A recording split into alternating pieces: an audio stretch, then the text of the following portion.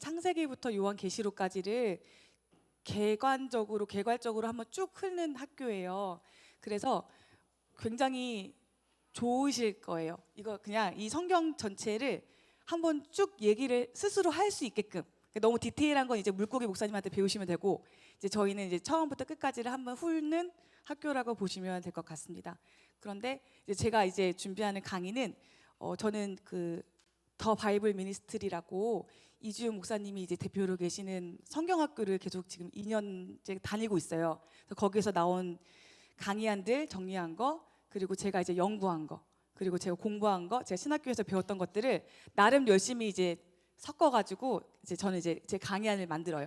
그래서 이 강의안으로 강의를 할 거고, 이 강의안에 대한 대제목과 소제목들을 제가 이제 프린트해서 드린 거예요. 그래서 거기다가 자유롭게 적으시면 도움이 되실 거라고 생각합니다. 그리고 저는 일부러 성경을 살 때 이렇게 보이세요? 이 옆에가 빈 데를 사요. 그래서 많이 적어요. 그래서 언제라도 이걸 딱 하면은 이게 제 주석서가 되는 거거든요. 이렇게 사서 적고 이런 식으로. 그래서 성경 아끼지 마시고 펜 그으시면서 들으시면 참 좋을 것 같아요. 그리고 제가 형광펜 진짜 많이 써봤거든요. 어떤 게 뒤가 안 비치나? 근데 보니까 무지에서 파는 수성 펜이 있어요. 너무 좋더라고요. 무지 펜을 사셔가지고 그으시면 예쁘게 잘 그어집니다. 되게 중요하거든요, 그거. 그리고 혹시 솔빈이 들었어? 반주? 제가 매 학교 때마다 창세기, 출애굽기래, 위기, 민수기, 신명기 이 찬양을 부를 거예요. 혹시 처음부터 끝까지 다 외우시는 분 있으세요? 창세기, 출애굽기, 레위기, 민수기, 신명기, 여호수아, 한다. 열왕기, 상하, 역대상하, 그 다음에 욥기, 시편, 잠언, 전도서, 이사야, 예레미야, 에스겔. 예, 잘하네요. 다니엘, 호세아, 요엘. 이렇게 해서 이거를 쭉 다 외우면 여기 있는 이 색인을 다 외우시는 거죠. 그래서 요거를 할 거예요. 매번 할 겁니다. 제가 악보를 중간에 끼워드렸거든요. 그래서 악보가 있을 때 솔빈 해주세요. 해주세요. 네, 제가 기도하고 시작하도록 하겠습니다. 살아계신 하나님, 주님이 너무 좋고 주님에 대해서 더 많이 알고 싶은데, 하나님, 우리의 지혜와 경험은 제한적이고 한계가 있어서 마음은 큰데 주님이 어떤 분이신지 오해할 때가 참 많이 있음을 발견합니다. 하나님, 이곳에 모여있는 청년들과 하나님, 저는 주님을 이 사랑하는 마음으로 이 자리 가운데 모였습니다. 하나님, 우리가 여기서 배우고 익히는 수많은 것들은 우리의 어떤 지식을 채우기 위함도 아니고 그만한 수준도 안 되고 정말 주님 더 알고 싶어서 이 자리 가운데 모였거든요. 그러니까 하나님, 지혜의 영이신 성령님 우리 가운데 임재하여 주셔서 이 강의들을 통하여서 우리 주님이 어떤 분이신지 더 깊이 깨달아 알게 하시고, 깨달아 알았다면 그 주님께 내가 무엇을 드려야 하는가, 어떤 반응을 보여야 하는가까지도 알려주십시오. 저희는 진짜 바보라서 아무것도 모릅니다. 하나님, 계시해 주시는 것만큼만 알 수 있습니다. 그러니 하나님, 이 시간 말씀하여 주시고 들려주시고 보여주십시오. 우리가 순종하겠습니다. 감사합니다. 예수님의 이름으로 기도드립니다. 아멘. 저 물 좀 주세요. 제가 기침 감기가 걸려가지고. 맞아요. 앞에서요. 그 성경은 몇 권일까요? 66권 확실해요? 66권? 66권. 구약은 39. 신약은? 그래서 외울 때 39, 27, 66 이렇게 외우면 돼요. 39, 27, 66. 그래서 66권, 39권, 27권이에요. 그러면 언제부터 66권이었을까요?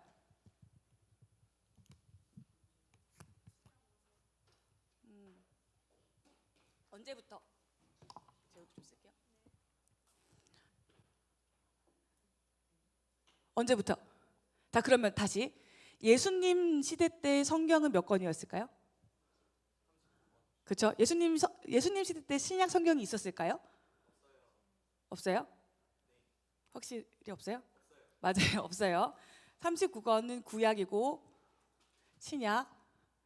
39권은 언제부터냐면 AD 1세기예요. AD 1세기. 그러니까 그러면 사실은 생각해 보면 성경은 처음에 쓰였을 때랑 제일 마지막에 쓰였던 권이랑 시대의 차이가 엄청나게 많이 있겠죠? 1600년 정도 차이가 난다고 성경에서 말하고 있어요. 그러면 토라 같은 경우는 토라는 뭐냐면 창세기, 출애굽기, 레위기, 민수기, 신명기 이 5권은 꽤 오래전부터 존재를 해왔을 것이고 당연히 그리고 제일 마지막에 있는 뭐 말라기서나 뭐 이런 것들 아니면은 뭐 느헤미야나 에스더나 다 알죠? 느헤미야 에스더 아시죠? 거기에 있는 성경들은 다 이거 너무 어렵나? 포로기 때 포로 잡혀간 거 아시죠? 이스라엘 백성들 아시죠?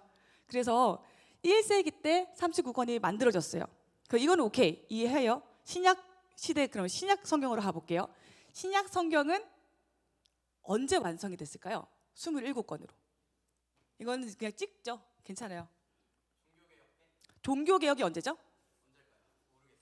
땡 틀렸습니다. 종교개혁까지는 안 가요. 종교개혁은 1500년대거든요. 아니에요. 땡. 땡. AD 4세기에서 5세기경. 자, 그러면 잘 보세요. 이게 66권이라는 게 우리가 정경이라고 불러요. 정경, 캐논이라고 부르는데 우리 특히 개신교 성경은 66권이죠. 자, 그럼 또 한 가지만 더 질문해 볼게요. 천주교 성경은요? 더 많아요. 맞아요. 뭐가 더 포함이 되냐면 외경이라고 해서 우리는 그거 정경으로 포함시킬 수 없어. 그거는 하나님의 복음에 대한 이야기가 아니야. 라고 해서 외경이란 것도 지금도 천주교 성경은 포함이 되어 있어요. 개신교에서는 66권만 정경이라고 얘기해요. 그래서 외경은 읽어도 돼. 그리고 그거 말고도 위경도 읽어도 돼. 뭐 그런 게 있어요. 외경도 읽어도 되고 위경도 읽어도 되는데 거기에서 어떤 신학적인 것을 찾으려 하지 마. 그거는 복음적이진 않을 수도 있어. 이런 것들은 저희가 제외하고요. 66권을 정경으로 5세기 초에 만들었다면 자, 우리가 생각해 봐야 될 게 있어요. 정경으로 딱 66권이 정해지기 전까지 성경은 수도 없이 많이 바뀌어 왔다는 거예요. 어떤 건 추가되고 어떤 건 빼지고 어떤 건 단어가 바뀌고 어떤 건 언어가 바뀌면서 계속적으로 추가되고 바뀌고 왔다 갔다 한다는 거죠. 왜냐하면 사람이 그때는 인쇄술이 없었으니까 적어야 됐거든요. 받아 적으면 오탈자도 나오고 또 자기 생각이 들어가기도 하고 졸다가 쓰면은 똑같은 단어가 2번 반복되기도 하고 성경은 이런 식으로 계속 정경화 되기 전까지 수정하지 마, 이제 바꾸지 마라고 말하기 전까지는 계속적으로 수정이 돼 왔어요. 자, 그럼 이 질문하고 싶어서 말씀드린 거예요. 그렇다면 성경의 원본은 있을까요? 사도 바울이 쓴 로마서가 있을까요? 그러니까 나 사도 바울의 친필로 쓰노니 했던 그 빌립보서라든지 아니면 엄청 오래전에 모세가 썼다고 하는 창세기서가 원본으로 남아 있을까? 없어요. 그러니까 맞아요. 있는데 없어졌다는 게 더 맞겠죠? 그래서 성경에서 원본은 없어요. 사본만 있어요. 사본은 뭐냐면 베껴 쓴 거. 그럼 생각해 보세요. 66권이 완성되기까지가 5세기까지니까 원본이 없는 상태에서 사본이 계속적으로 적혀지고 복사되면서 많은 내용이 바뀌었겠죠. 그래서 신학교에서 가르칠 때는 그래서 성경은 다 털어버리면 남는 거 몇 자 없어 라고 얘기가 나오는 거예요. 왜냐면 사람이 적었으니까. 사람이 계속적으로 반복해서 계속 옮겨 적고 막 졸면서 적고 막 여러 가지 설이 있거든요. 똑같은 문장이 2번 반복되고 사람이 실수했으니까 성경은 권위가 없어 라고 얘기하는 게 바로 지금 자유주의 신학자들이 말하는 제가 다니고 있는 감신 사람들이 말하는 그런 성경이에요. 권위가 전혀 없어요. 그래서 이거는 성경은 하나님의 말씀이 아니야 로까지 가게 되는 거죠. 그런데 우리는 이 성경을 무엇이라고 믿나요? 그러면 하나님이 쓰셨죠? 진짜 하나님이 쓰셨을까요? 이런 생각 한번 해보셨어요? 하나님의 말씀 맞죠? 맞아요. 진짜 맞아요. 하나님의 말씀인데 하나님이 직접 쓰셨을까요? 심지어 하나님께서 십계명 돌판에 직접 글을 쓰셨을 때도 그거 깨트려서 없어졌잖아요. 하나님이 직접 쓰신 글자는 사실은 없어요. 그럼 하나님께서 누구를 통해서 쓰셨죠? 사람. 그러면 이 사람은 자기의 생각과 자기가 가지고 있는 문화와 자기의 언어의 한계까지도 다 안고 성경을 썼을 거예요. 자, 이 성경은 하나님의 말씀이 맞나요? 맞아요. 이거 흔들리면 이거 헷갈리는 거 트릭 아니에요. 하나님의 말씀이 맞아요. 왜냐하면 성경은 하나님의 무엇으로 쓰여졌다? 네, 감동으로 쓰여졌다. 그래서 이 사람은 분명히 하나님의 감동으로 하나님이 주시는 메시지들을 글로 적었지만 분명한 것, 우리가 이거는 반드시 생각해야 되는 것은 이 사람은 자기가 살고 있는 문화와 언어 안에서 하나님이 주시는 감동들을 받아서 적은 거예요. 자, 성경은 어떤 언어로 쓰여졌을까요? 헬라어는 구약 성경은 무슨 언어로 쓰여졌을까요? 히브리어. 맞아요. 신약은 헬라어. 그리스어로 거의 다 쓰였어요. 그리고 이 중간에 아람어. 예수님께서 하시는 말씀은 아람어로 쓰인 것도 몇 가지가 있어요. 한국 사람은 한국말을 하기 때문에 한국말 안에서 사고가 갇히죠. 그러면 히브리 사람은 히브리 말을 하기 때문에 히브리 생각 안에 갇혀요. 그리고 그 문화 안에서, 그 언어 안에서 하나님이 주신 영감과 감동을 글로 써낸 게 성경이다. 자, 또 한 가지 생각해야 될 거 있어요. 만약에 2000년 전에 사도 바울이 로마서를 썼잖아요. 그러면 그 로마서는 누구에게 쓴 걸까요? 로마 교회한테 썼어요. 첫 번째는 로마 교회, 두 번째는 우리. 성경을 읽을 때는 그 두 가지를 다 봐야 되는 거예요. 모든 성경이 다 그래요. 원독자가 누군가. 이제 제가 많이 쓸 거예요. 원독자라는 말. 로마서의 원독자는 로마 교인인 거예요. 그러면 이 로마 교인한테 이 사도 바울이 하고 싶은 말을 하나님의 영감을 받아서 썼겠죠? 그렇죠? 맞죠? 그렇게 모든 성경이 그런 식으로 쓰였어요. 창세기의 원독자는 누굴까요? 자, 창세기의 저자는 누구라고 배우셨어요? 저는 그거 믿어요. 모세가 썼다고 믿어요. 누가 뭐래도 저는 모세가 썼다고 믿어요.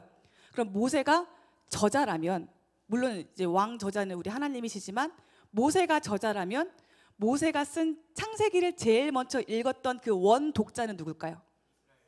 이스라엘 백성. 근데 이스라엘 백성이라고 하면 뭐 너무 역사가 기니까 어느 시대의 이스라엘 백성일까요? 맞아요. 출애굽한 이스라엘 백성한테 그러면 창세기를 왜 썼을까요? 그게 저자의 의도인 거예요. 그러니까 뭐 창세기 때 얘기하겠지만 모세는 창세기를 원독자인 이스라엘 백성들, 출애굽한 원독자한테 쓰면서 왜 썼냐면 우리의 정체성은 이거야.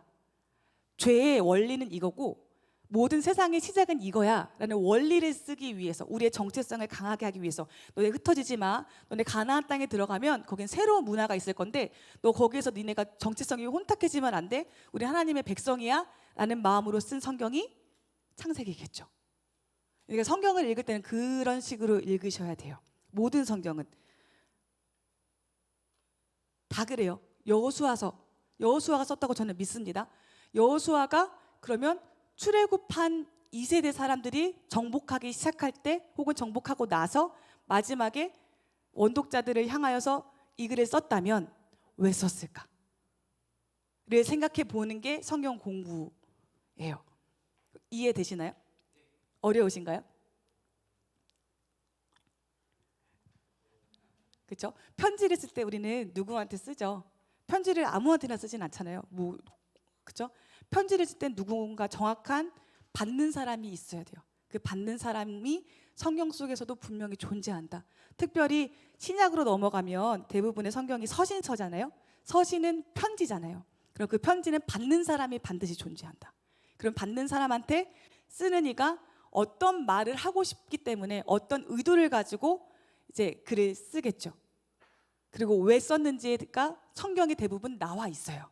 그거를 생각하면서 읽는 게 성경 공부의 시작이다라는 이야기를 드릴게요. 저는 이제 그런 식으로 창세기부터 쭉 얘기를 해보려고 합니다. 한글 성경은요, 한글 성경도 원본일까요? 사본일까요? 예, 당연히 사본이겠죠. 그러면 한글 성경이 사본이면 어떤 성경을 번역해서 썼을까요? 영어.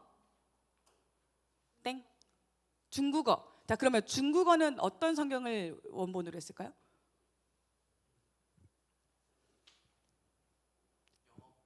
혹시 어려우시면 이렇게 저한테 윙크를 해주세요. 그럼 제가 알게요. 이거 너무 벌써 한 거 아니에요? 눈 가려운 거죠. 한글 성경은 66권이라는 배열에 있어서는 헬라어 성경을 베꼈고, 내용에 있어서는 히브리어 성경을 갖고 왔어요. 특별히 구약 성경이라고 할게요. 한글 성경의 구약 성경은 그 순서에 있어서는 헬라어 성경을 따라갔고, 내용에 있어서는 히브리어 성경을 따라가고 있어요. 이 헬라어 성경 중에 가장 권위가 있는 첫 번째로 히브리어에서 헬라어로 번역된 구약 성경은 70인역 성경이라고 불러요. 저희가 이 70인역이라는 성경을 가지고 여기도 66권 이상이 있었겠지만 어쨌든 이 배열을 가지고 우리 한글 성경도 창세기부터 말라기까지 이 순서를 정해야 되겠다라고 생각을 했어요. 이 70인역은 나중에 설명드릴게요. 그리고 이 내용에 있어서는 히브리어 성경을 가지고 왔는데, 이 히브리 성경을 들어보신 분 계실 거예요. 마소라 사본이라는 걸 가지고 이제 내용을 번역했죠. 제가 이 어려운 얘기 왜 하냐면 이 얘기 때문에 그래요. 한글 성경을 보면은 오경이 있고, 이게 모세 오경이고요. 역사서가 있고, 시가서가 있고, 예언서들이 있어요. 이게 한글 성경의 순서 배치도예요. 그러면 이거는 당연히 헬라어 성경에서 가지고 온 것들이겠죠. 창세기, 출애굽기, 레위기, 민수기, 신명기, 그 여호수아부터 쭉 있고, 시가서는 우리가 알고 있는 그 지혜서들, 뭐 시편, 잠언, 전도서 이런 것들이고, 예언서는 선지서들, 나머지 선지서들이 쓴 이야기들을 예언서라고 부르거든요. 헬라어 성경도 이 70인역도 동일하게 이 순서로 구분이 되는데, 문제는 이 마소라 사본 히브리 성경에서는 이 배열이 흐트러진다는 데 있어요. 여기에는 무슨 3가지밖에 없거든요. 오경이 있고, 예언이 있고, 성문서. 성문서라고 하면 우리가 보는 시편, 시가라고 생각하시면 되고, 예언은 똑같이 예언서라고 그냥, 오경은 똑같이 토라고요. 뭐가 없죠 여기서? 역사가 없어요. 히브리 사람들 지금도 마찬가지예요. 제가 고대 히브리어 사전을 네이버에서 검색을 많이 하거든요. 거기에서 역사라는 단어를 검색을 해보면 우리가 생각하고 있는 히스토리라는 그 역사라는 개념의 단어가 없어요. 그러니까 히브리 사람들의 머릿속에는, 지금도 유대인들의 머릿속에는 역사라는 개념이 없어요. 왜냐하면 이 히브리 사람들은 처음부터 너무 하나님을 사랑하는 사람들이라서 역사라는 말은 이거는 사람 중심의 말이야. 사람이 태어나서 죽는 데까지의 역사, 한 나라가 생겼다가 없어졌다가 하는 게 역사잖아. 우리는 역사라는 개념 쓰지 않을 거야 라고 히브리 사람들이 얘기를 했어요. 그러면서 우리는 이 역사는 모두 예언이라고 본다 라고 이해를 하고 있어요. 자, 그렇다면 이 예언이 무엇인가? 이 예언은 뭐냐면 성경의 모든 구약에 있는 모든 예언서들을 어떤 학자가 조사를 해봤대요. 내가 선지자가 말하는 이 예언이 어떤 내용인가를 봤을 때 92%는 현재 일에 대한 하나님의 생각. 그러니까 너가 지금 벌 받고 있지? 왜 벌 받고 있는지 알아? 너 그때 죄 지어서 그래. 아니면 너 지금 축복 받고 있지? 왜 축복 받는지 아니? 너가 지금 이렇게 선한 일을 해서 그래. 라는 식으로 지금 벌어지고 있는 일에 대해서 하나님이 어떤 마음이신지, 왜 그 일을 하셨는지를 해석하는 게 예언이다. 그리고 7%만 미래에 대한 예언. 저기 너 아수르는 이제 멸망하게 될 거야. 니느웨는 멸망하게 될 거야. 라는 식으로 딱 7%만 미래에 대한 예언이고요. 나머지 몇 퍼센트입니까? 1%만 메시아 예언이에요. 구약에서 이제 예수님을 예표하는 예언. 메시아 예언과 미래에 대한 예언을 같이 합쳐서 8%라고 한다면 90% 이상의 예언은 뭐냐면 현재의 일에 대한 해석이에요. 그렇기 때문에 히브리 사람들한테 역사는 예언인 거죠. 역사라는 개념은 사람이 이끌어가는 게 아니라 하나님이 어떻게 이 일들을 진행하고 계시는지에 대해서 쓰는 거야. 그러니까 우리는 역사라는 말 너무 세속적이야. 쓰지 않을 거야. 모든 성경의 역사적, 우리가 봤을 때는 역사라고 말하는 그 모든 흐름은 하나님이 어떻게 일하셨는지를 얘기하는 예언의 성취야라고 이야기를 해요. 그래서 히브리 성경에서는 역사가 없어요. 잘못 들어오신 것 같죠? 지금 초급반 갈 걸. 처음만 그래요. 이거 들으셔야 돼요. 이거 들어야 이게 쭉쭉 넘어갈 수가 있어요.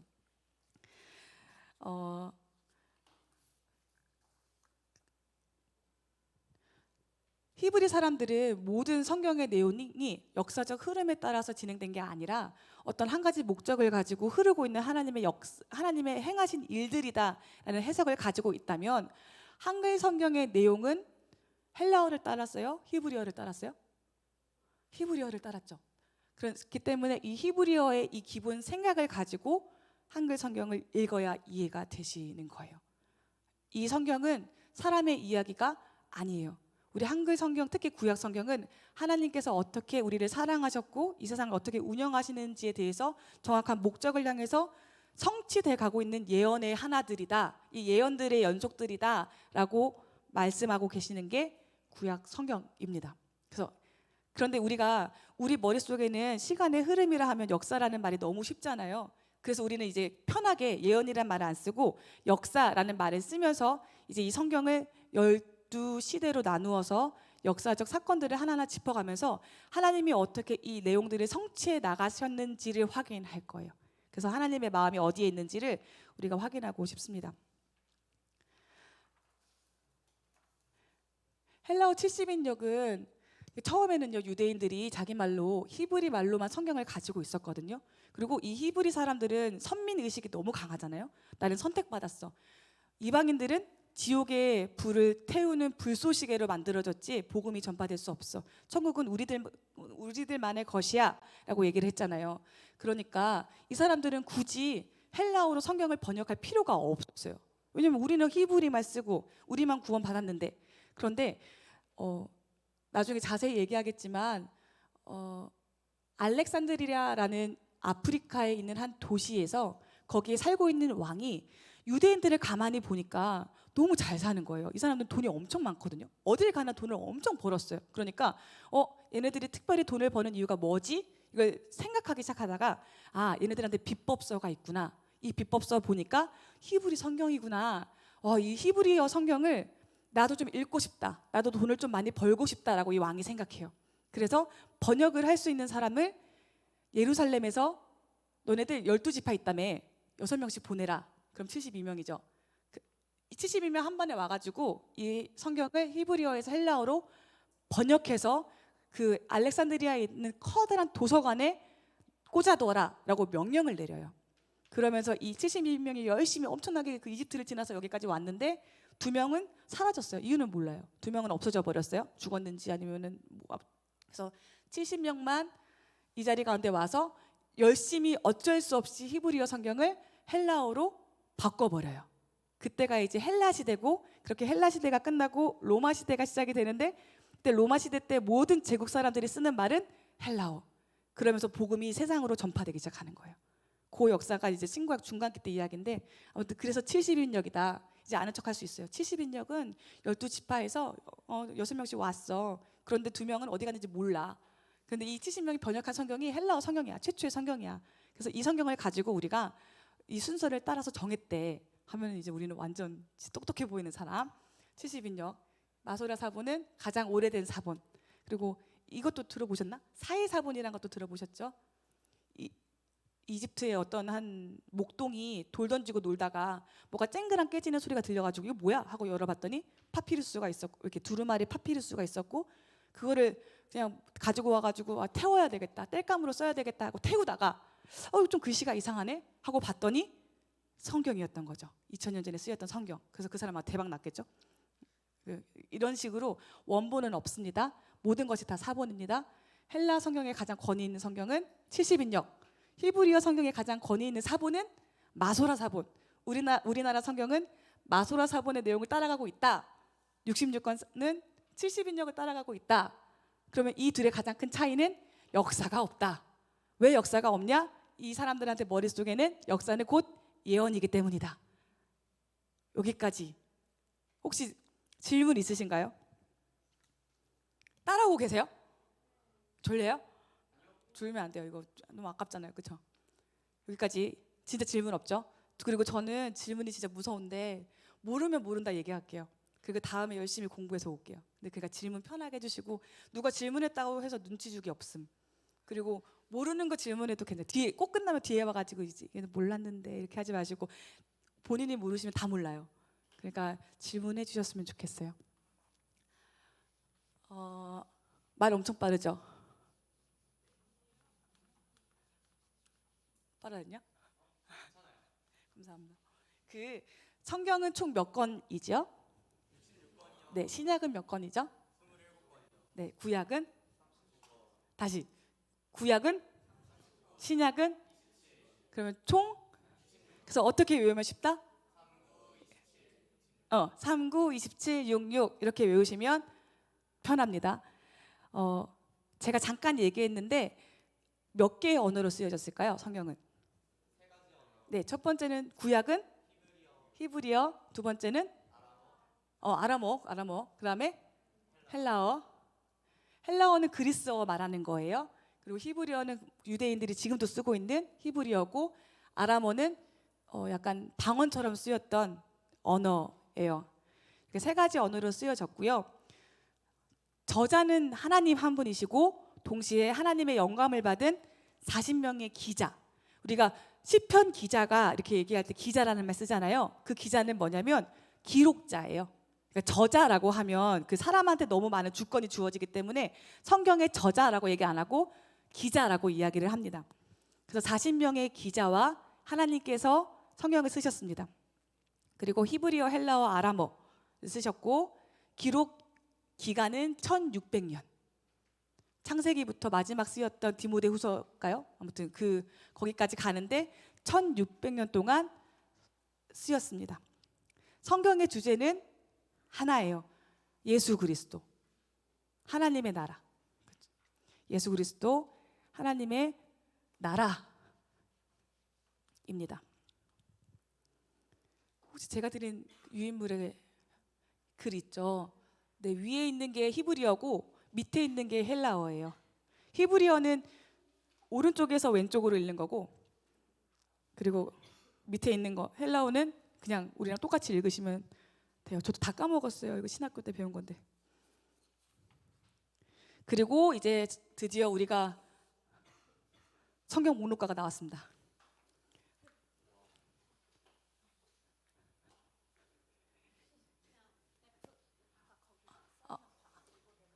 이로 해줘. 네. 이거 제가 어린이부도 같이 하잖아요. 얘네들은 진짜 잘해요. 그리고 제가 어린이부 하면서 동시에 작년 성경 공부 같이 했거든요. 제가 그분들한테는 이거 못 불렀어요.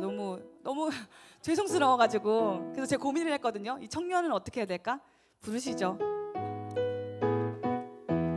창세기, 출애굽기, 레위기, 민수기, 신명기, 여호수아, 사사기, 룻기, 사무엘상하, 열왕기상하, 역대상하, 에스라, 느니야, 에스더, 욥기, 시편, 잠언, 전도서, 아가, 이사야, 예레미야, 엘가, 에스겔, 다니엘, 호세야, 요엘, 아모스, 오바댜, 요나, 미가, 나우마, 막국, 스바냐, 학개, 스가랴, 말라기, 마태, 마가, 누가, 요한, 사도행전, 로마서, 고린도전을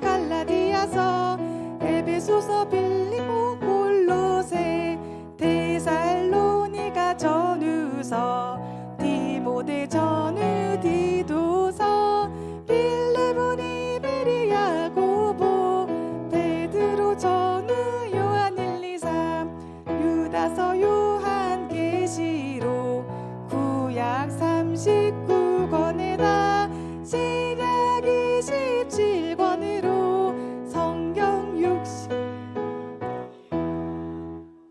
오랜만이다, 그쵸? 오랜만이다. 이거를 다 외우세요. 제가 한 번은 이거를 처음부터 글로 써보라고 한번 해볼 거예요. 쭉 써보시면 되게 헷갈려요. 그리고 저도 웃긴데, 저도 에스라랑 에스더랑 뭐가 쓰고 뭐가 에지? 막 이렇게 되게 헷갈려요, 찾을 때. 그리고 막 아모스 찾으라 했는데 막 앞으로 가고 뒤로 가고 막 하거든요. 이거 외우면 덜해요. 성경 빨리 찾을 수 있어요. 그러니까 이거 매번 같이 부르는 걸로 하시고 조금 얘기를 해보겠습니다. 그 뒷페이지를 제가 먼저 할게요. 뒷페이지에 그 구약 성경은 한 나라에 대한 이야기죠. 어느 나라일까요? 이스라엘. 구약 성경은 어쩔 수 없이 이스라엘이라는 한 나라를 중점으로 이야기가 처음부터 끝까지 쭉 이어지고 있어요. 이 이스라엘의 역사를 우리가 어쩔 수 없이 알아야 되겠죠. 이스라엘은 언제 시작이 됐을까요? 이스라엘이 언제 시작이 됐을까요? 이스라엘은 어떤 한 사람으로부터 시작돼요? 아브라함.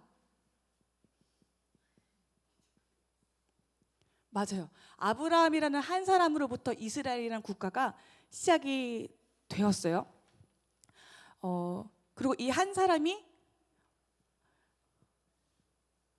애굽에 들어가죠. 그리고 처음에는 70명의 사람들이 애굽에 들어가거든요. 어쨌든 나중에 자세히 아브라함이 70명의 자손들과 함께 애굽에 들어갔다가 얼마가 돼서 나오죠? 장정만? 60만. 그러면 여기서 가족들까지 포함하면 200만 명 정도가 됐다. 그래서 출애굽 하거든요. 자, 이때까지만 해도 사실은 이스라엘을 두고 한 나라다라고 얘기하기는 조금 좀 적은 숫자예요.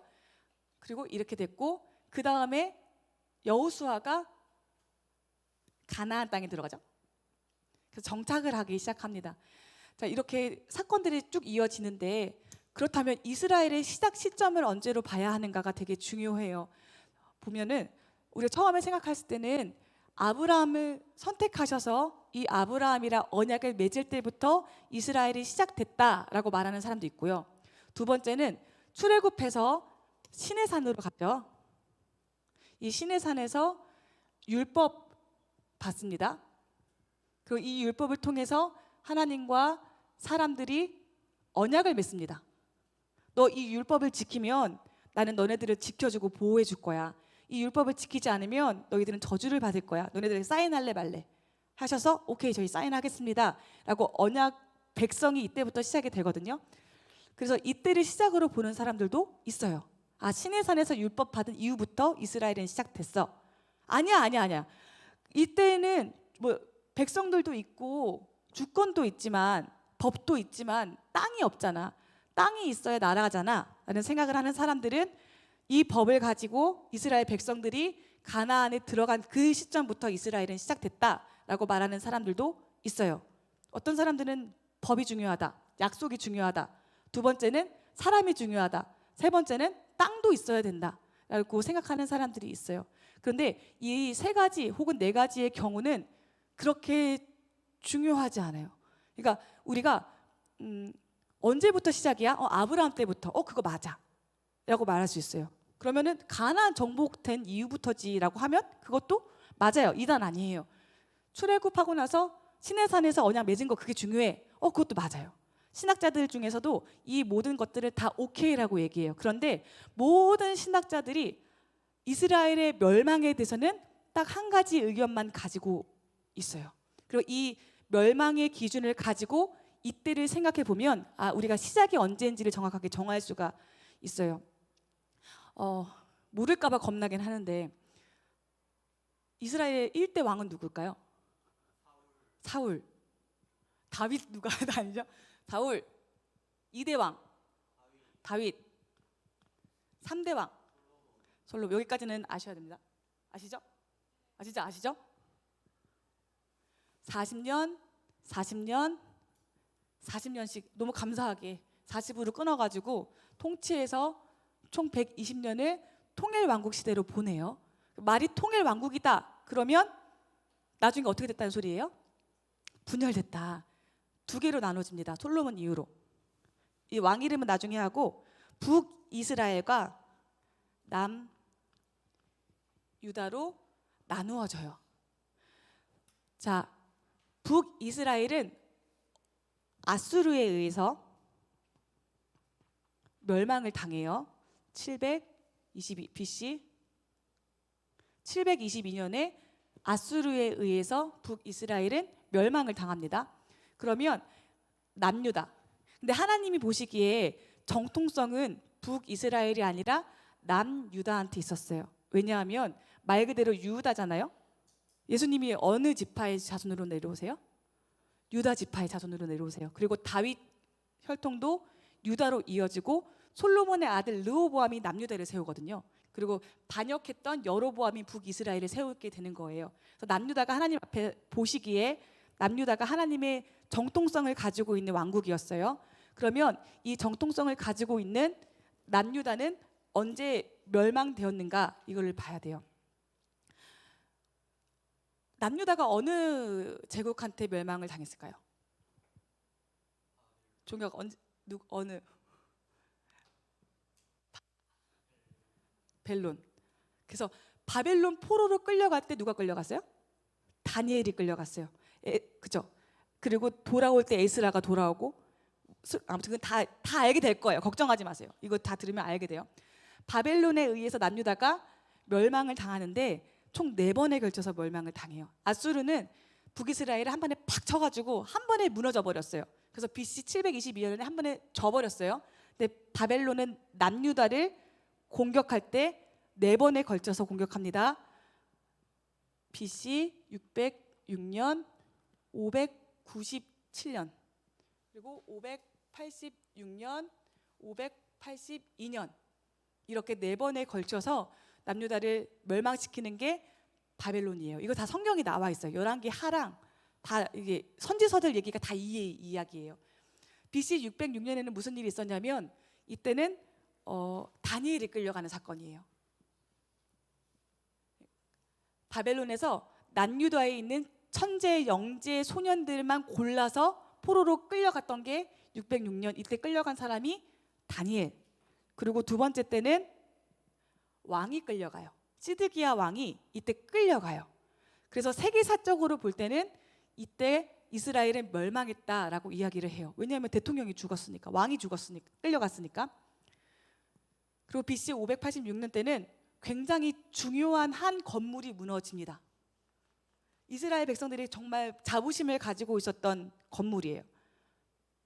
그리고 너무너무 사랑하고 거기에는 하나님의 임재가 늘 가득하고 하나님을 만나려면 거기로 가야 되고 그래서 거기는 하나님의 집이다라고 얘기하는 건물,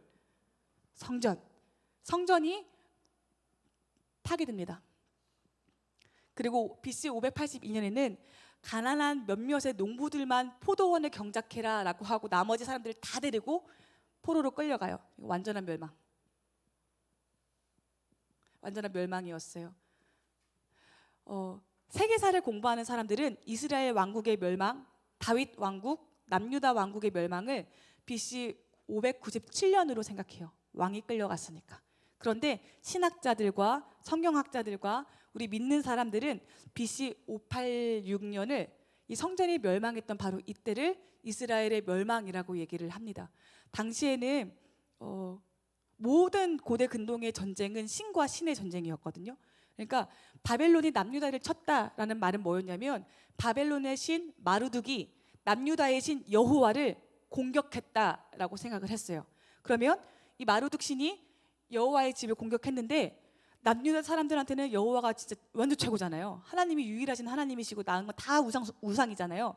그런데 이때 남유다의 왕 계셨던 그 집이 무너져 버리는 거예요.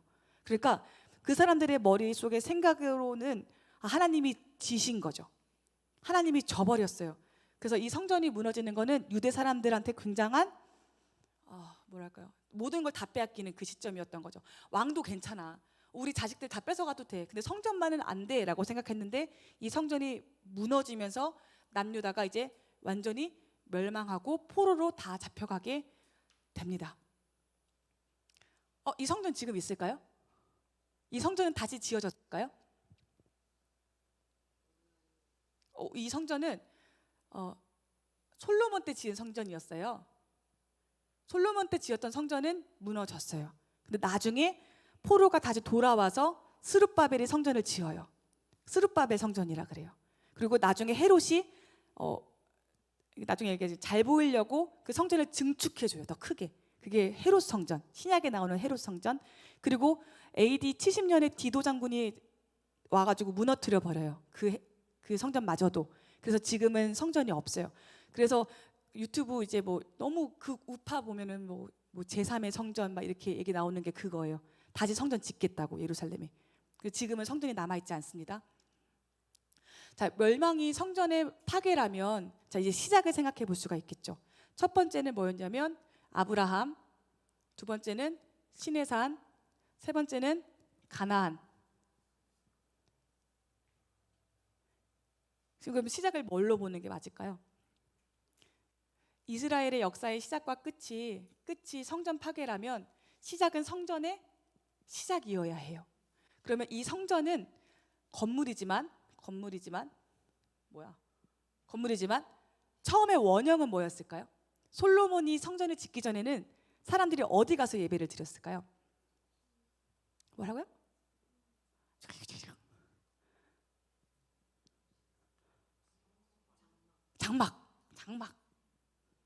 장막 혹은 회막, 증거막, 여러 가지 말로 나와요. 장막에서 예배를 드렸어요. 이 장막의 디자인을 받았던 때는 시내산이에요. 시내산에서 이제 모세가 올라가서 율법을 받고 증거궤 이제 두 돌판을 받고 오죠. 그리고 우리 하나님께서 이 증거궤를 둘 성전 기구들을 이제 보여주시고 이런 식으로 장막을 지어라라고 사인을 주세요. 그 출애굽기에 나오는 얘기입니다. 그리고 그걸 가지고 모세가 내려와서 장막을 쳐요. 그리고 그 장막을 이제 열심히 옮겨 다니면서 세우죠. 40년 동안 광야 생활을 했었으니까. 그리고 정복하고 나서는 한 곳에다가 정착시키고 장막을 세워둡니다. 그리고 그 장막이 솔로몬 때 가서 이제 다윗이 내가 하나님의 집을 짓고 싶습니다 했는데 하나님께서 너 피를 너무 많이 흘려서 안 돼. 그러니까 네 아들이 짓도록 도와줘라 라고 해서 아들 솔로몬이 하나님의 성전을 아주 멋지게 짓죠. 그리고 그게 나중에 멸망됩니다. 그렇기 때문에 이스라엘 백성들의 시작은 시내산 성막으로 보시면 되고 멸망은 BC 586년, 이건 외워놓으시면 좋을 것 같아요. BC 586년 때 성전이 멸망함으로 이스라엘은 역사 속에서 사라지게 되고 나중에 잠깐 독립하긴 해요. 로마 시대 때. 그런데 또 얼마 못 가서 자멸합니다. 그러다가 이제 최근에 다시 이스라엘이라는 국가가 세워진 거죠. 자기들 땅을 찾겠다 이렇게 말하면서. 이게 성경 구약의 이야기예요. 그래서 처음 시작부터 마지막까지는 성막 짓고 성전을 무너뜨리는 데까지 이야기가 된 거예요. 이게 구약이에요. 다 아시는 얘기죠? 다 읽으셨을 거예요. 자, 그래. 이게 그러면 이스라엘의 역사고, 그럼 이제 인류의 역사를 한번 생각해 보자. 제일 처음에 창세기 1장에 보면 어떻게 시작되는지 아세요? 창세기 1장 1절. 태초에 하나님이, 맞아요. 제가 이제부터 이 성경 창세기부터 계시록까지 이야기를 제가 5분 안에 끝내버릴게요. 잘 들으시고 이걸 옆 사람한테 5분 안에 해주시면 돼요. 제가 그래서 이거 그림도 이거 진짜 이거 다 제가 찾은 거예요. 그림 하나하나. 진짜 힘들었어요. 진짜 그린 건 아니고 하나하나 찾아서. 처음에 애기들용으로 만들었기 때문에 굉장히 귀엽습니다. 제일 처음의 시대는 창조 시대예요. 태초에 하나님이 천지를 창조하시니라 라는 말로 시작된 창세기의 처음 시작은 창조 시대입니다. 그런데 이 창조 시대 때는 특별한 네 가지 사건이 있어요.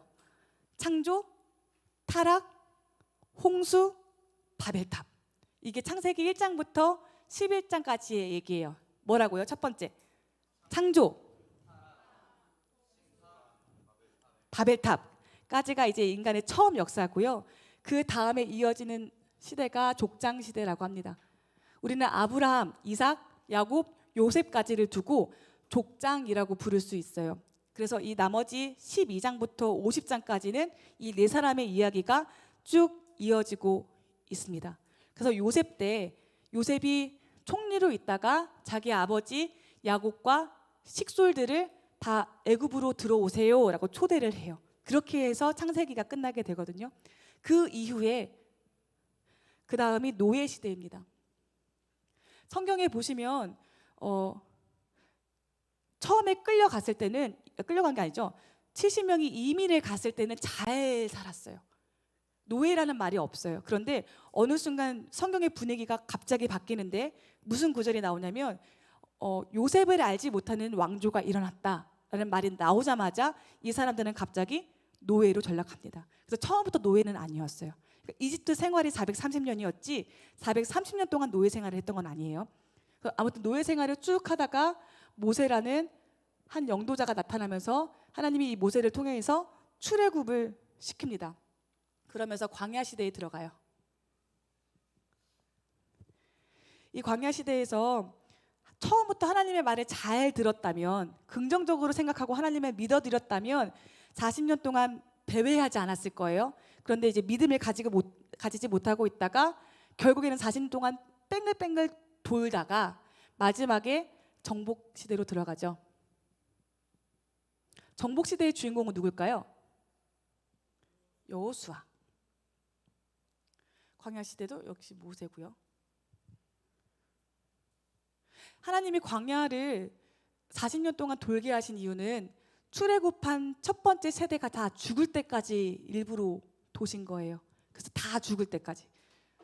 그래서 여호수아랑 갈렙만 들어가고 나머지 다 죽게 되죠. 정복 시대 때 보시면 여호수아가 제일 처음에 쳤던 성은 어딜까요? 7바퀴 돌았던 여리고. 그 다음에 어디 쳤죠? 네, 그 다음에 몰라요. 저도 기억 안 나요. 그래서 정복을 마치게 됩니다. 정복하고 정착하자마자 시작되는 시대가 사사 시대예요. 여호수아서가 끝나고 나서 바로 이어지는 것도 사사기인데요.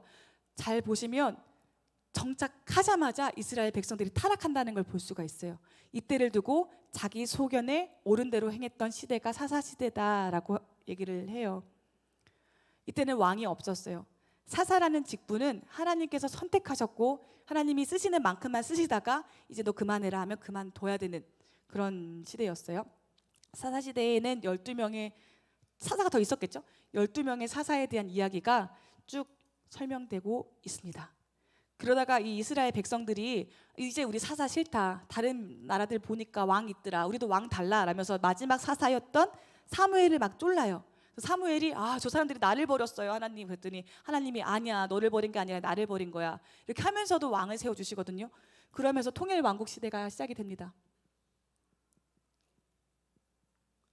그래서 첫 번째 왕은 사울, 두 번째 왕 다윗, 세 번째 왕 솔로몬. 몇 년씩? 40년씩. 그래서 총 120년 동안 통일 왕국 시대를 보내다가 솔로몬이 잘 못했어요. 우리는 솔로몬이 정말 좋은 왕이라고 생각을 하거든요. 지혜의 왕이라고. 근데 이 솔로몬은 정말 나쁜 왕이었어요.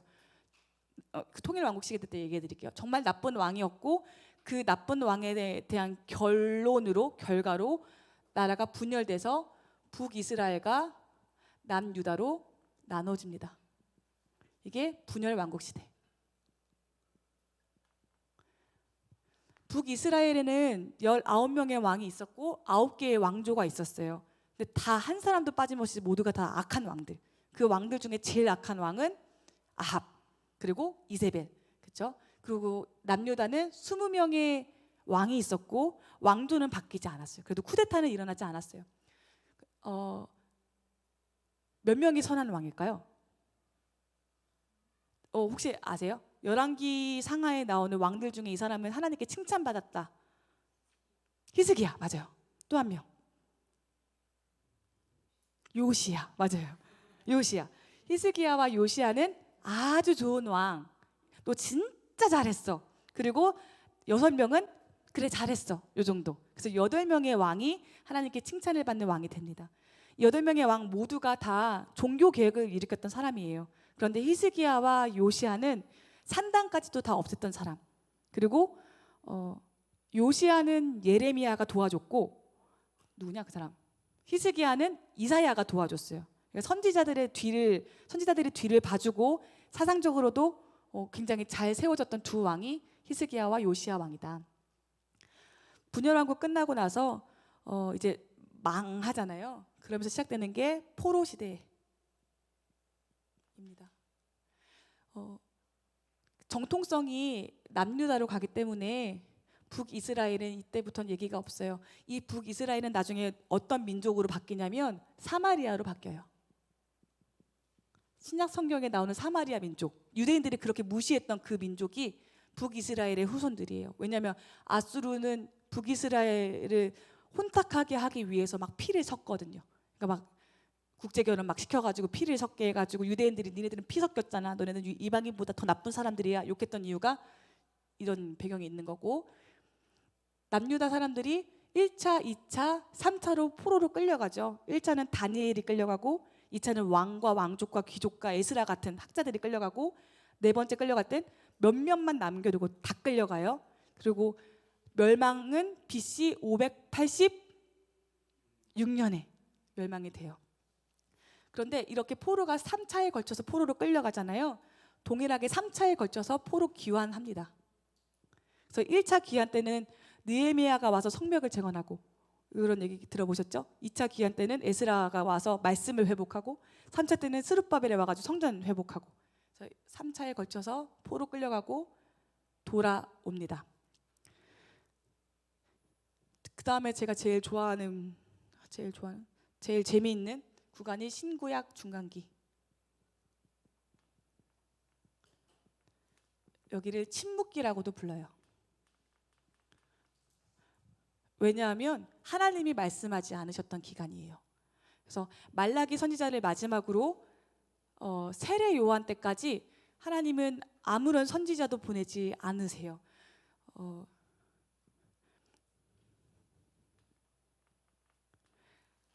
구약 시대 때는 사람이 하나님께 나아가는 방법은 대제사장을 통해서 나아갈 수 있었어요. 그러니까 대제사장은 이 사람들의 모든 죄나 요구 사항들을 자기가 가지고 하나님께 대신해서 나갔어요. 그러면 하나님은 어떻게 사람들한테 말씀하셨냐면 대제사장한테 말하는 게 아니라 선지자한테 말씀하셨어요. 선지자한테 말씀을 주시고, 그럼 선지자는 사람한테 너 그렇게 살지 마, 너 잘하고 있어, 이런 하나님의 마음을 설명해 주었죠. 네. 그리고 마지막 선지자를 우리는 세례 요한으로 볼 수 있어요. 세례 요한 신약 사람 아니에요? 근데 신약의 시작을 엄밀히 말하면 예수님이세요. 그래서 이 침묵기는 400년 기간이거든요. 그런데 이 400년의 기준이 언제까지냐면 세례 요한까지. 그러니까 세례 요한까지가 엄밀히 따지면 구약. 그리고 예수님이 태어나시면서부터 신약 시대가 시작이 되는 거죠. 신구약 중간기가 400년 동안 지나가고, 이 사이에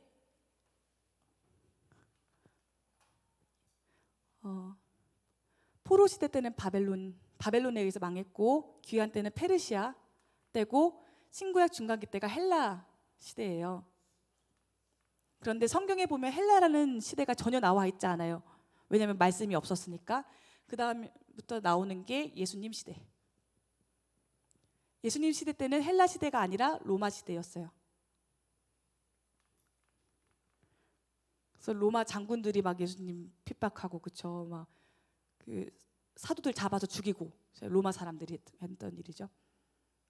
그리고 마지막이 예수님 승천하시고 성령께서 강림하셨던 성령 시대.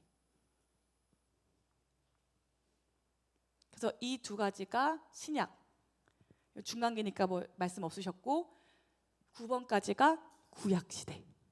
이렇게 하나님의 역사 예언의 성취는 진행되어 왔습니다.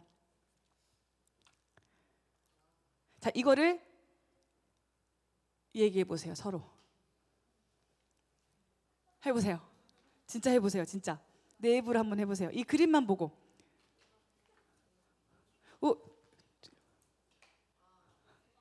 해주셔야 돼요. 짝꿍. 진짜 해보세요. 진짜 하셔야 돼요. 부끄럽지 마. 우리 창세기 출애굽기도 불렀는데 빨리 여기 셋이 뭉쳐서 하셔야 돼요. 낯설죠? 저도 낯설어요. 저도 나 엄청 가리는데 부끄럼쟁인데. 진짜 하셔요. 진짜 처음부터.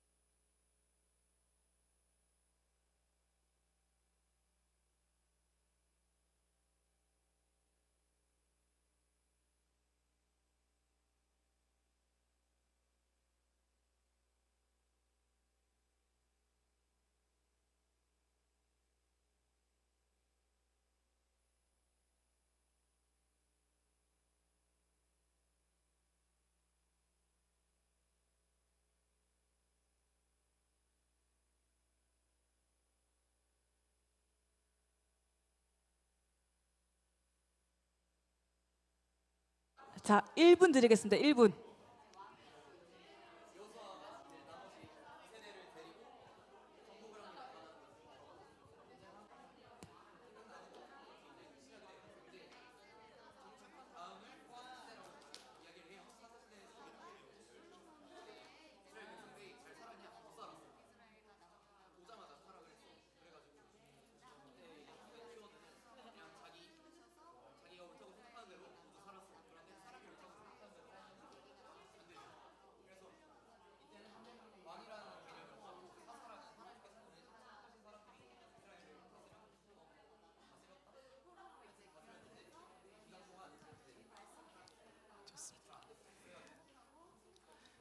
자, 안타깝지만 여기까지 하시고 2단 없죠? 2단 듣고 야, 이 사람 좀 이상하다 없죠? 네.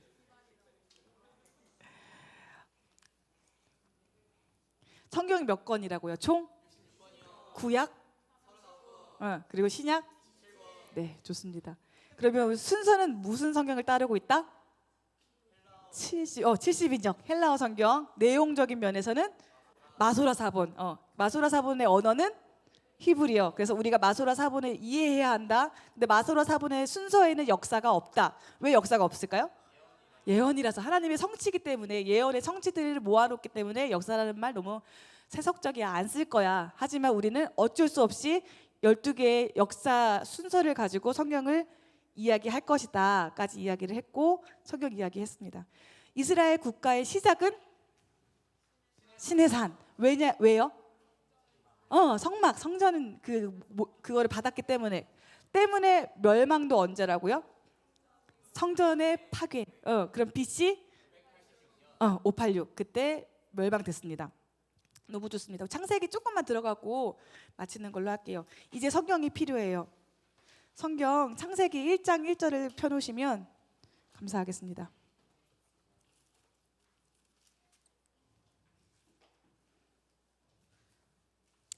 우리 창세기 1장 1절 같이 읽어요. 준비 시작. 태초에 하나님이 천지를 창조하시니라. 이상하지 않으세요? 창세기 성경의 시작이거든요. 토라는 모세오경, 모세오경, 토라. 모세오경은 모든 세상의 원리에 대해서 설명을 해요. 모든 세상의 모든 시작, 특히 창세기라는 성경은 세상의 시작에 대해서 이야기를 하고, 어떻게 죄가 인간 안에 들어왔고 이 죄가 어떻게 해결될 수 있는지에 대해서 이야기를 하는 성경이 창세기예요. 모든 것의 시작을 이야기하는 게 창세기입니다. 창세기의 저자는 모세예요. 그리고 모세가 창세기를 썼고, 시작이 태초에 하나님이 천지를 창조하시니라 라는 말씀으로 시작이 되는데, 이 1장 1절을 믿지 않으면 넘어갈 수가 없어요. 그러니까 이 성경은 처음부터 하나님의 존재에 대해서 설명을 해주지 않고 시작을 해버려요. 하나님의 존재에 대해서 변론이나 변증하지 않고 태초에 하나님이 천지를 창조하셨대라고 시작을 해버려요. 그래서 그리스도인들은 이 말씀을 믿는 사람들이죠. 근데 세상 사람들은 이 말씀을 믿지 못해요. 그러니까 여기서부터 걸리는 거예요. 하나님이 어디 있어? 태초에 천지를 창조하셨다고? 진화론이 되세라며? 진화가 맞다며? 이러면서 다 계속 걸리는 거예요. 그래서 그런데 성경을 친절하지 않나요? 설명하지 않습니다. 이거 믿고 넘어가라 라고 말씀으로 위대한 선언을 아예 해버리시는 거예요. 조건문도 아니에요. 가설도 아니에요. 이거는 위대한 선언입니다. 이 말씀을 시작으로 이제 창세기가 세상의 모든 원리를 설명하기 시작하는데요. 태초라는 말, 그죠? 태초에 하나님이 천지를 창조하신, 이 태초라는 말이 어떤 말인지를 우리가 좀 생각을 해봐야 될 것 같아요. 혹시 이 태초라는 말이 또 어떤 신약의 성경이 나오거든요. 신약 성경 중에 태초라는 말이 1장에 나오는 성경이 있어요. 신약 성경 요한복음, 거기에 뭐라고 나와 있죠? 태초에 말씀이 계시니라. 요한복음에도 태초라는 말이 나와요. 그리고 창세기에도 태초라는 말이 나옵니다. 그런데 히브리어는 한국말이랑 달라서, 한국말은 태초라는 말로 똑같이 기록했지만 히브리어는 다릅니다. 창세기에서 말하는 태초라는 시간은 창조 이후예요. 창조 시점, 그러니까 시간이 시작되고 나서부터. 시간이라는 개념도 하나님이 창조하셨잖아요. 아침이 되고 저녁이 되는 것도 하나님이 정해놓으신 질서잖아요. 그 질서가 딱 시작되는 그 시점이 창세기에서 말하는 태초라면, 요한복음에서 말하는 태초는 창세 전이에요. 이건 아르케, 이건 베레시트거든요. 이 태초라는 요한복음의 말은 창세 전에 무엇이 계셨대요? 말씀. 그러면 자, 생각해 봅시다. 요한복음에서 말하는 말씀은 누구를 의미하시죠? 네, 예수 그리스도를 말씀하세요. 말씀은 예수 그리스도세요. 근데 말씀이 창세 전에 계셨대요. 근데 거기서 계셨다라는 말은 대면하고 계셨다. 그러니까 어떤 한 존재에 종속되어 있는 게 아니라 어떤 존재와 동등한 상황 속에서 페이스 투 페이스하고 계셨다. 대면하고 계셨다. 그래서 예수님은 피조물일까요? 아닐까요? 절대 아니죠. 피조물 아니세요. 창세 전, 그러니까 모든 창조하기 전부터 하나님과 얼굴과 얼굴을 마주보고 계셨던 그분이 예수 그리스도시다라는 선언이 신약의 선언인 거예요. 그리고 창세기 선언은 창조 태초에 하나님께서 천지를 창조하셨다. 시작이 있었다. 이거는 시간상에서 시간 개념이고요. 근데 어떤 이단들은 어떤 얘기를 하냐면 예수 그리스도도 피조물이다라고 얘기를 하죠. 하나님이 지으신 것 중에 하나가 예수님이야. 그래서 하나님 밑에 예수님이 있는 거야. 이렇게 얘기를 하는 이단이 있어요. 이거 이단이에요? 아니에요. 이렇게 밑에 계신 게 아니라 삼위일체로 같이 계신 거예요. 그 이야기를 요한복음에서 사도 요한이 이 이야기를 짚고 넘어가는 거죠. 왜 그랬을까? 왜 그랬을까요? 그 당시에 이런 이단이 있었던 거예요. 그러니까 이 이단을 이제 너 거짓 교사야, 너 이거 잘못됐어, 잘못된 가르침이야, 태초에 말씀이 계셨어라는 말을 선포를 해버리고 가는 거예요. 성경은 그런 식으로 읽으시는 거예요.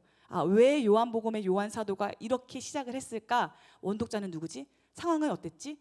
왜 이런 얘기를 했어야만 했지? 라고 컨텍스트를 읽는 게 성경이고, 자, 그럼 여기서 말하는 태초는 시간의 창조 이후, 그러니까 하나님께서 창조를 시작하신 그 시점부터를 말하는 거예요. 그러면 이거는 분명히 시작이잖아요. 그러면 끝은 있을까요? 있겠죠. 태초에 하나님이 천지를 창조하셨다면 반드시 끝은 존재합니다. 우리는 그거를 종말이라고 불러요. 그래서 그리스도인의 머릿속에는 우리 다 청년도 다 마찬가지일걸요. 마지막 때가 있고 예수님께서 재림하실 거라는 거 믿잖아요. 그게 복음의 내용에 포함이 되잖아요. 우리는 끝을 염두에 두고 사는 사람들이에요. 이게 개인의 죽음의 끝이든 아니면은 이 세상의 정말 종말이든 시작이 있었으면 끝이 있다. 태초가 있었으면 말세, 마지막도 있다라는 것을 우리가 생각하고 있어야 돼요. 그리고 하나님께서는 태초에 천지를 창조하실 때 정확한 목적을 가지고 창조하셨어요. 여기서 쓰이는 창조라는 단어도 우리가 좀 생각을 해봐야 되는데, 이 창조라는 단어가 쓰일 때는 히브리어로 바라라는 말이거든요. 하나님이 어떤 의지와 목적을 가지고 무엇인가를 만드시되 무에서 유를 만드실 때만 쓸 수 있는 히브리어 단어가 창조 바라예요. 하나님께서 세상을 창조하실 때 어떤 의지와 목적을 가지고 완전히 없는 무에서 유를 창조하셨다. 그리고 천지를 창조하셨죠. 하늘과 땅. 모세 시대 때 고대 근동 사람들한테 있어서 하늘은 가장 높은 개념이고 땅은 가장 낮은 개념이에요. 그러니까 하나님께서 가장 높은 것과 가장 낮은 것을 다 창조하셨다라는 이야기가 돼요. 그리고 이 모든 것을 만들어내신 분이 우리 하나님이시다라고 선포하는 거죠. 그러니까 얼마나 많은 과학자들이나 어떤 자유신학 하시는 분들이 할 말이 많겠어요. 하나님이 천지를 창조하셨다. 그럼 창조는 처음부터 딱 뿅 하고 나타났냐? 무슨 뭐 빅뱅이 있어가지고 뭐 하나의 딱 뭐 움직임이 있었고 뭐 그 동자가 시작돼가지고 뭐 세포 분열해가지고, 저 신학교 때 그렇게 배웠거든요. 정말 아니에요. 하나님께서 말씀으로 이 천지를 창조하셨습니다. 가장 높은 곳부터 가장 낮은 곳까지 하나님께서 모든 것을 다 창조하셨어요.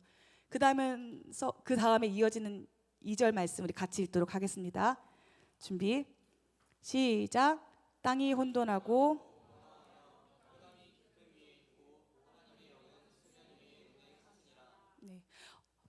창세기의 장르는 뭘까요? 영화를 볼 때 장르가 있죠? 판타지, SF, 다큐.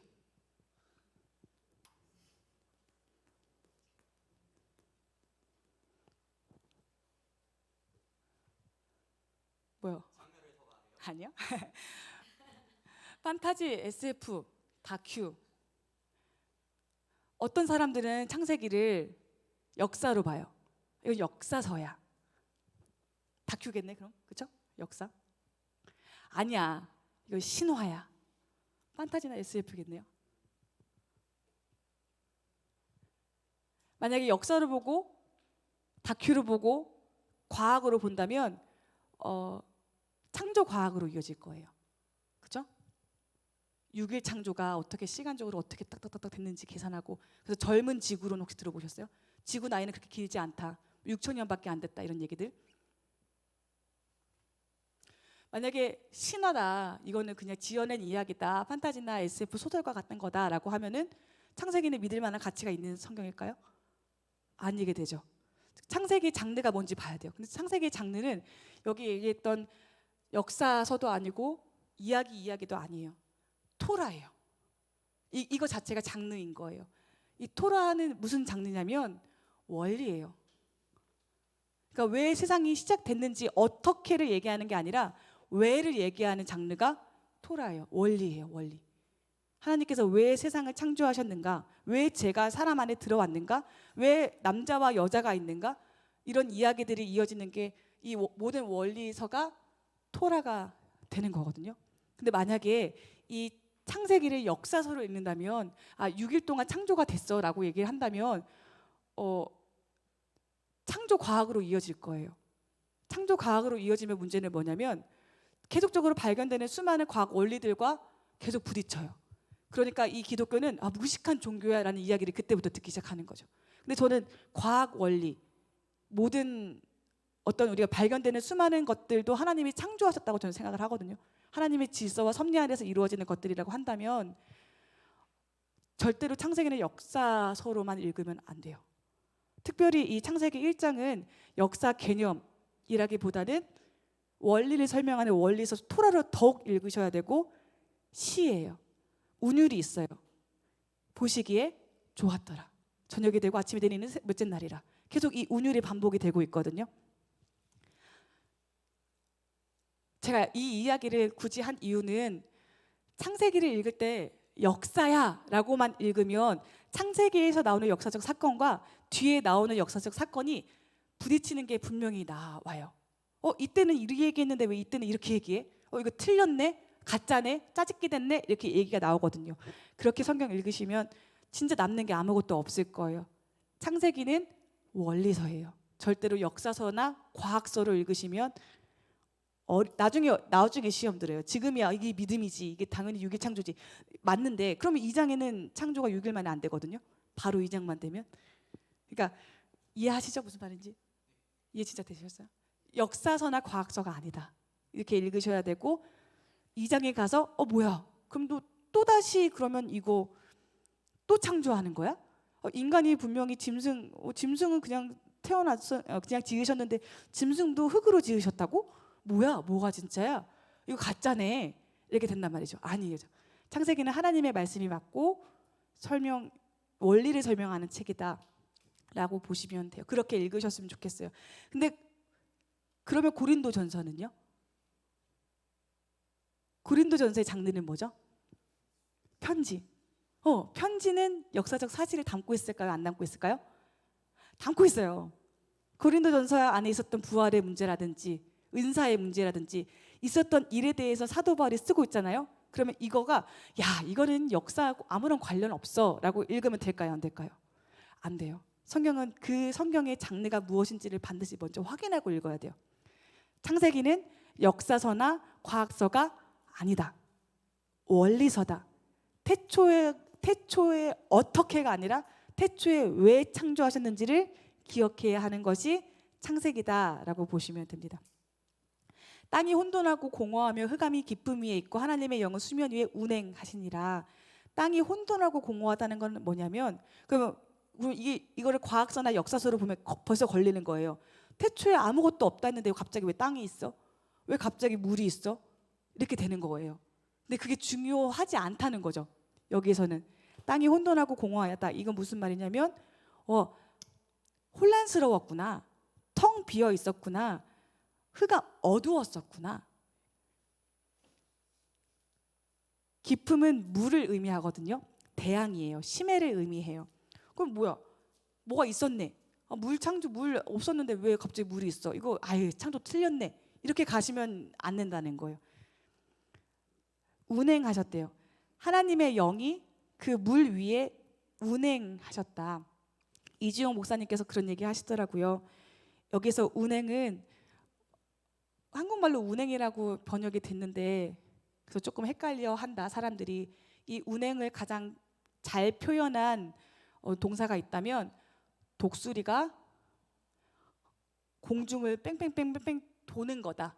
이걸 두고 우리는 운행한다라고 얘기한다. 혹은 닭이 자기의 알을 품에다가 품고 돌리는 것을 운행이라고 한다. 그렇다면 하나님의 영이 왜 독수리와 같이 공중에서 빙빙빙빙 돌았을까? 독수리가 공중에서 빙빙빙빙 도는 이유는 뭘까요? 먹이를 찾으려고. 근데 먹이를 어떻게 하려고? 단번에 낚아채려고. 실수하지 않으려고 공중에서 돈다. 먹이를 낚아챌 때 실수하지 않으려고 공중에서 빙빙빙빙 도는 것을 히브리어로 운행한다, 라카프한다라고 설명을 해주셨어요. 그러면서 그럼 하나님께서 전지전능하신데 왜 운행하셨을까? 어차피 그분은 1초 만에 딱 잡나, 10초 만에 잡나, 하루 걸려서 잡나, 똑같이 완전한 것을 잡으실 텐데 왜 굳이 운행이라는 말을 썼을까? 이주영 목사님은 그렇게 말씀하셨어요. 그 전지전능하신 그분도 실수하지 않으시려고.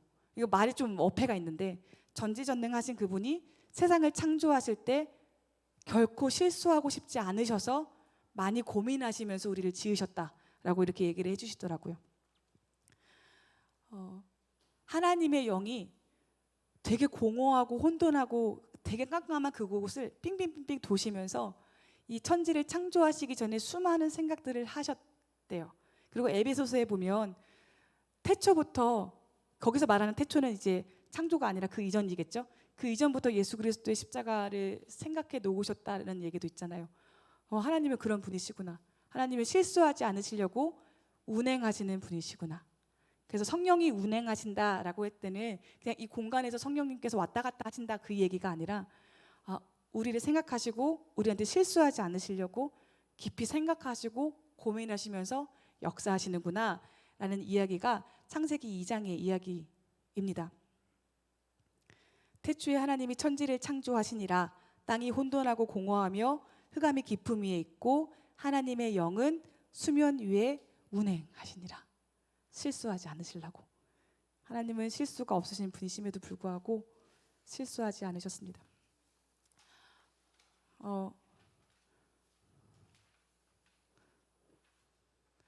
어떻게 할까요? 그만할까요? 이게 이제 창세기 1장 그 다음부터는 창조가 들어가거든요. 그래서 6일 동안 하나님께서 창조하셨던 게 무엇인지 쭉 설명이 나오는데 제가 창조까지만 하고 타락은 다음 주에 할게요. 창조 우리가 1일부터 6일까지 하나님께서 무엇을 창조하셨는지 짧게만 보고 마치는 걸로 하겠습니다.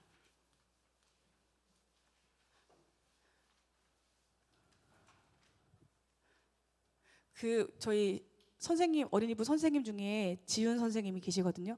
저한테 이거를 말씀해 주시고 저는 완전 너무 좋았어요.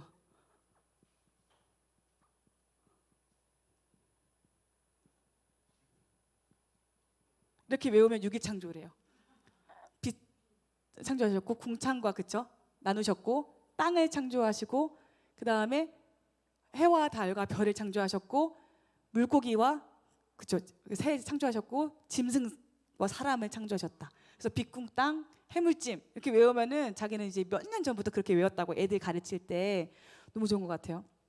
빛궁 땅 해물찜이라고 외우시면 너무 좋을 것 같고 보시면 이게 1, 2, 3이잖아요. 4, 5, 6일이고 7일 때 안식하셨죠? 보시면 1, 2, 3 때는 하나님께서 그릇을 창조하셨어요. 그리고 4에서 5, 6까지는 그 그릇 안에 담기는 내용을 창조하셨다고 보시면 돼요. 빛을 창조하셨으니까 해와 달과 별 담는 그릇이 있는 거고, 궁창을 창조하셨으니까 그 궁창과 물을 나누셨으니까 물에 사는 물고기와 하늘을 나는 새가 창조된 거고, 땅이 창조됐고 식물이 났으니까 그 위에 사는 짐승과 사람이 창조됐고, 그래서 1, 2, 3은 그릇, 그리고 4, 5, 6은 그 내용. 그래서 빛, 궁, 땅, 해물찜 이렇게 외우시면 됩니다.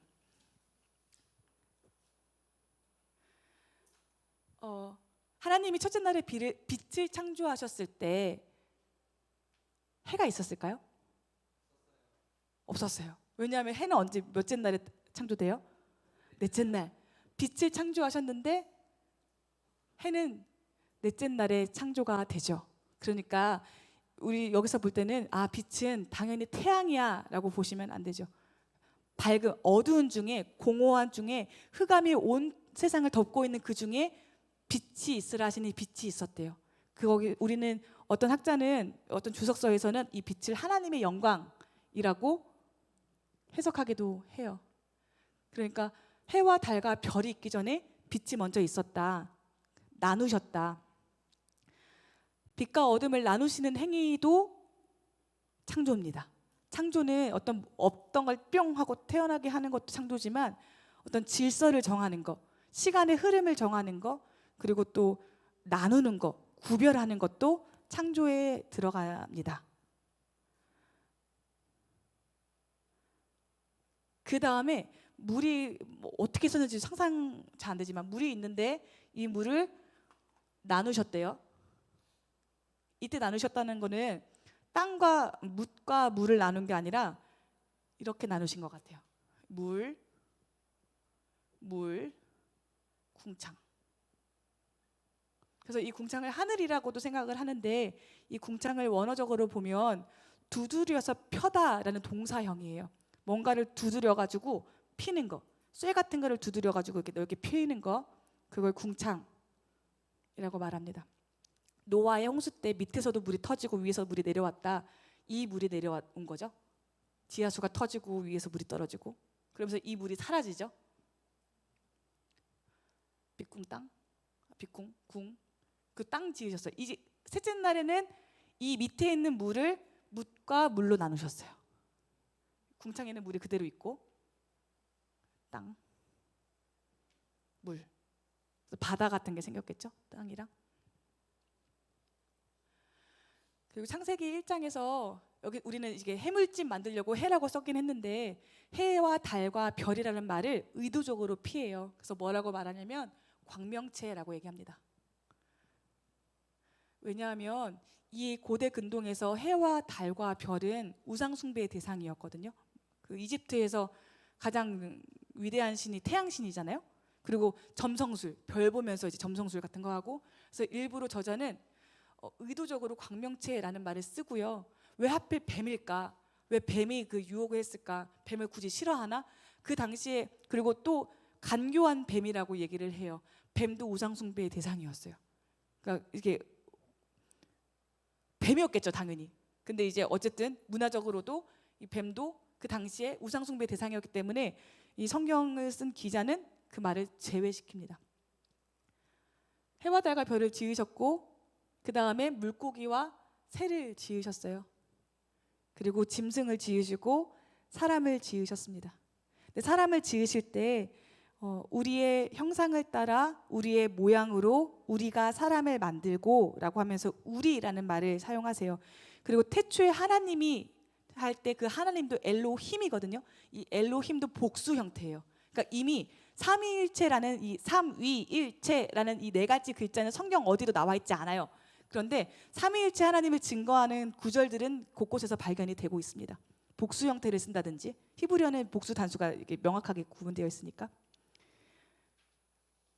그래서 사람을 우리의 형상을 따라 우리의 모양대로 우리가 사람을 만들자라고 하셔서 하나님이 그래서 어떤 저희 어린이부 친구가 그렇게 얘기하더라고요. 그럼 하나님은 손가락이 10개냐고. 하나님의 모양을 따라 우리를 지으셨으니까. 근데 여기서 우리가 하나님을 배운 적은 없긴 한데, 여기서 말하는 그 형상과 모양은 하나님의 성품, 신적인 어떤 성품. 하나님 정말 눈이 2개야, 코가 1개야, 이게 아니라 하나님을 담는 그릇으로 우리를 만드신 것 같아요. 영적인 거죠.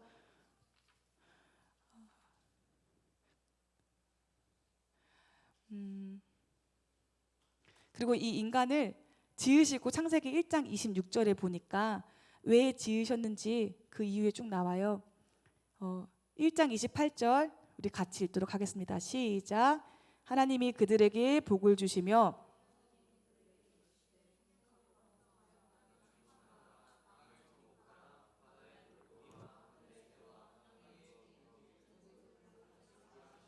아멘. 땅을 정복하고 다스리라고 지으셨어요. 그리고 이사야서 43장 21절에 보면 이 백성은 나를 위하여서 지으셨다, 찬송하라고 지으셨다. 그러니까 하나님이 인간을 지으신 이유는 다스리고 관리하는 것뿐만 아니라 하나님이랑 교제하도록 지으신 거죠. 하나님의 형상을 담고 있는 우리만 하나님과 교제를 할 수 있어요. 아무리 강아지가 귀여워도 얘는 하나님의 형상으로 지음받지 못했어요. 영적인 존재가 아니에요. 하나님이 강아지 귀여워하실 수는 있겠지만 강아지랑 교제하실 수는 없어요. 오직 한 그룹, 우리만 하나님이랑 교제할 수 있어요. 그게 하나님의 형상과 모양대로 지음받았기 때문인 거고. 그래서 우리의 삶의 목적은 다스리고 정복하는 것도 맞지만 하나님과 교제하는 거. 창세기 2장 15절을 한번 보시겠어요? 창세기 2장 15절에 여호와 하나님이 그 사람을 이끌어 에덴 동산에 두어 그것을 경작하게 하셨다 하셨죠. 여기서 경작이라는 히브리어는 아바드예요. 이 아바드는 첫 번째 의미가 경작하다도 있지만 더 많이 쓰이는 경우에서 섬기다, 예배하다가 있어요. 그래서 한국어는 이 경작하다로 해석했지만 또 다른 의미에서 보면 하나님을 예배한 거죠. 에덴 동산에서. 그래서 우리의 삶과 일터가 하나님을 예배하는 예배 처소가 되어야 하는 거예요. 아바드하다, 엎드려 경배하다, 섬기다, 이게 그 뜻이에요. 그러니까 하나님은 이 중의적인 표현을 다 쓰시는 거죠. 찬송해라, 일해라, 너의 노동이 하나님을 예배하는 예배가 되게 해라 라는 이야기를 창조기사에서 쓰고 계십니다. 7째 날에는 안식하셨어요.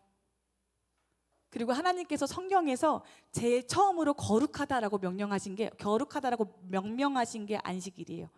최초의 거룩이에요. 그래서 우리는 안식하기 위해 일하는 것이 아니라 일하기 위해 안식하는 거예요. 안식이 더 중요해요. 하나님께서 이 안식일을 거룩하다라고 말씀해 주셨어요.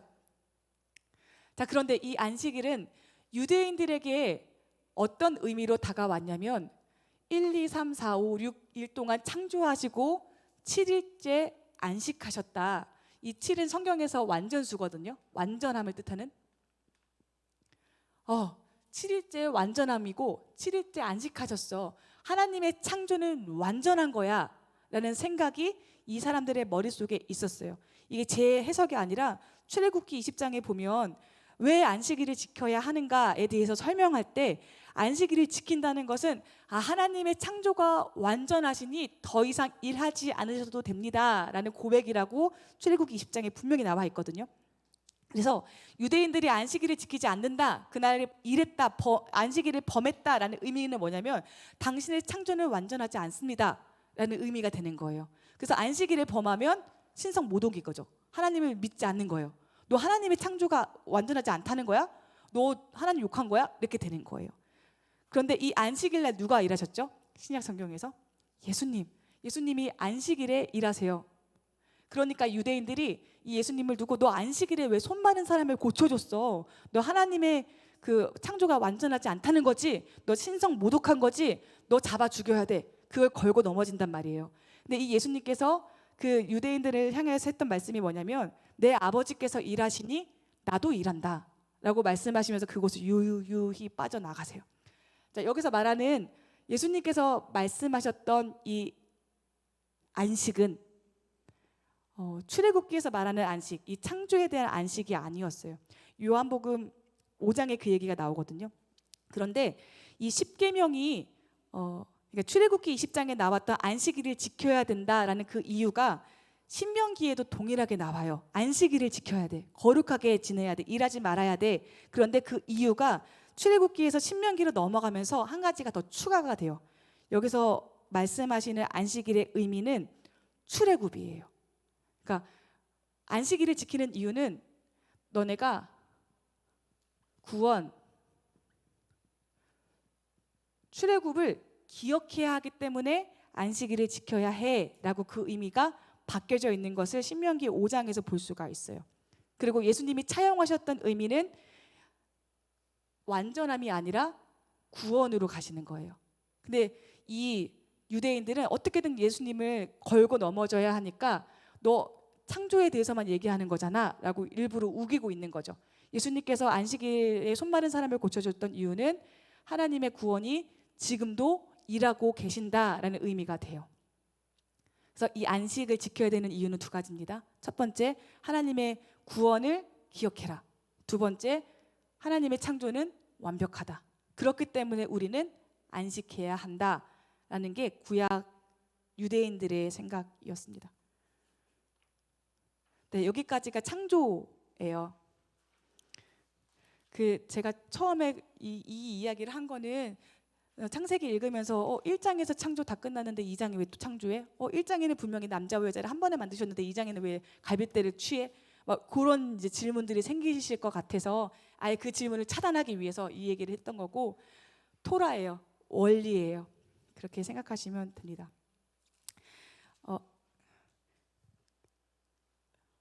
아담과 하와가 있죠. 하와의 이름은 누가 지어줬죠? 아담이 지어줬어요. 이름을 지어준다는 뜻은 무슨 뜻이죠?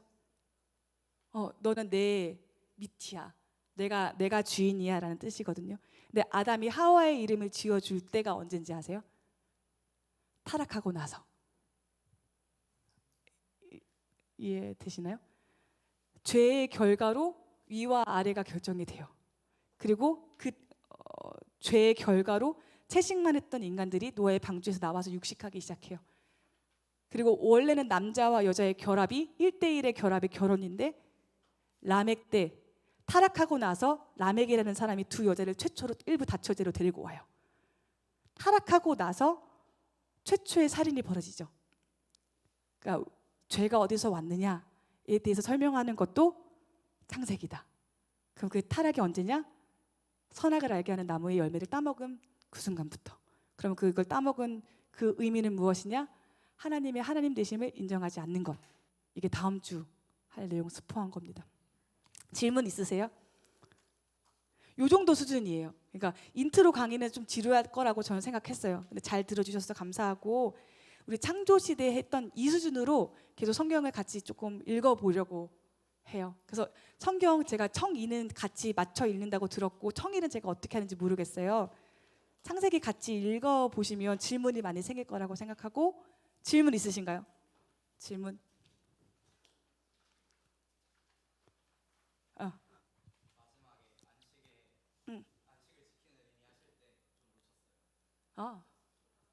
설명할 수 있는 분. 출애굽기의 안식은 하나님의 무엇이 완전하다? 창조가. 신명기의 안식은 구원. 주님이 구원하셨다라는 것을 기억하기 위해서 안식하신다. 그럼 예수님께서 차용하셨던 안식일의 의미는 구원이다. 주님께서 하나님께서 계속 일하고 계시니 나도 일하신다. 왜? 구원이 완벽하게 이루어지지 않았기 때문에. 그런데 유대인들은 일부러 첫 번째 거룩, 이 완전함의 의미만 차용해서 예수님을 공격했다. 안식일. 답변 됐나요? 다른 혹시 질문 있으세요? 다다음 주. 제가 알기로는 첫째 주, 셋째 주, 첫째 주, 셋째 주인 것 같아요. 책 읽으실 시간 많으십니다.